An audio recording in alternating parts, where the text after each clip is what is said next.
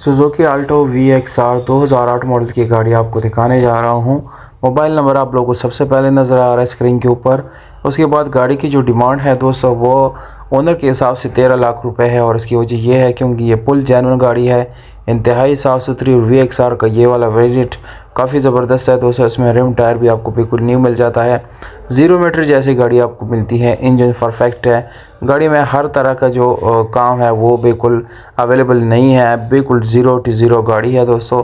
Bumper to bumper genuine गाड़ी आप बिल्कुल इसको कह सकते हैं। और जब आप इसको मौके पे देखेंगे तो आपको पसंद ज़रूर आएगी दोस्तों एक शॉर्ट मैसेज के अंदर 1 मिनट के अंदर आपको डिटेल सारे हम बता देते हैं। प्राइस, मोबाइल नंबर के साथ लोकेशन आपको शेयर कर देते हैं, तो डिटेल सारे आपको मिल जाते हैं। अब आपकी बारी ये है दोस्तों कि आप जाते जाते चैनल को सब्सक्राइब करें ताकि आने वाली वीडियोस भी आपको मिलती रहें वक्तन बवक्तन। और इससे ये है कि हमारी हौसला अफजाई भी होगा और हम मज़ीद इस तरह की अच्छी वीडियोज़ आपको फिर दिखा सकेंगे।